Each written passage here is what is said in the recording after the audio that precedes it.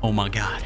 Is that LORTY with a fresh cut? No, it's a LORTY subscriber watching LORTY with a fresh cut. You already know the vibes. Yo, what's going on, guys? LORTY here. So we got our second official teaser for the event, and honestly, just like the first one, it honestly isn't much. It's pretty much a picture of the grenade or the bomb that's under the islands that are floating, and rather than that, it's not honestly much. Hopefully, as we get closer to the event, we get more and more teasers that actually have to do with the event, and I know probably the day of the event we'll probably get like the biggest teaser, and probably the day of the event we'll get a lot of teasers for the next season, but so far the teasers have been pretty mid. But in the biggest news that we got today, we got some FNCS changes for next season. So we're gonna have a preseason, sadly, like we did this season. So basically, arena points aren't gonna reset till September 28th. I don't know why they do this in the blog post. They say it's to give players a chance to test out and play the new seasonal changes in a meaningful way, when in fact we don't even care about that. We just want to grind something when it comes out. And it sucks when the new season's out for 2 weeks and you can't grind arena until 2 weeks have passed. I think the thought is there, but it just doesn't work out in the long run. And some other arena changes, apparently it's going to be harder to get the champs. They want the achievement to hold more value since you got to get the champs in order to play in the FNCSs. So they want to make it harder, which is kind of crazy because they made it easier this season. Now they're going to go back to making it harder. But at least we're going to have a fill option for arena coming mid-season or somewhere around there. So it's going to be a little bit easier to play trios and duos if you don't have friends like me. Now, talking about FNCS and all the stuff you need to compete in it, it's actually going to change. So for qualifiers, the top 5 teams will now qualify for finals instead of the top 3. And then for semifinals, it's actually pretty much completely different. So instead of top 99, it's going to be top 66, which means there's only going to be 2 heats instead of 3. And day 1 is going to consist of 4 matches in each heat. And the top 4 teams in each heat after day 1 will advance to finals. And everybody who's left over from those top 4 that aren't top 4 is going to get reseeded into a new heat for day 2. And day 2 is pretty much going to be reboot round. So there's going to be 6 games for each heat. And if you get first place, you qualify for finals. So there's pretty much going to be 12 reboot rounds if you include both the heats. Now, a lot of competitive players already don't like this. The reason the reboot round was so good and so many people liked watching it was because of how little chance you had. But now you have 12 chances, or technically 6, to make it to the finals. And it does look like it's pretty rushed as well, because qualifiers begin October 15th, and the finals is October 30th and 31st, which is landing on Halloween. So hopefully nobody has a Halloween party to go to, or they won't be able to complete in FNCS. And if you're wondering how much the pool is, it's about 3 million, and this is how it's split per region. And if actually you get top 3 in this FNCS, you don't qualify for the next FNCS like you had in the past. Apparently a new year means a new fresh start for everyone, so they don't want anyone to qualify for something that nobody else has qualified for yet because it's a new year. And for other competitive news, the Cash Cup, the LTMs, the Hype Cups, and all those types of stuff, the DreamHack Solos, the DreamHack Duos are all scheduled as well. They are pretty short. The first one is October 6th and November 3rd and December 1st. So pretty much this whole competitive season is pretty tight. And also, if you're a console player, there's going to be a Console Championships Cup November 5th and 7th for $250,000. And they also plan to hold more of these. And the last final news we have here is there's a new series of outfit cups that are supposed to be coming out here pretty soon. I don't know how these are going to work. Maybe it's going to be outfits that you could only get from these tournaments, or it's going to be like the icon skin tournaments where basically if you get first, you get it for free, but you could also buy it. I'm assuming it's going to go the route of if you play in this tournament and you place in the top 10 or whatever it is, it's the only way you're going to be able to get these skins. We'll have to see as more news comes out. But with that being said, that's the video for today. So hopefully you guys did enjoy.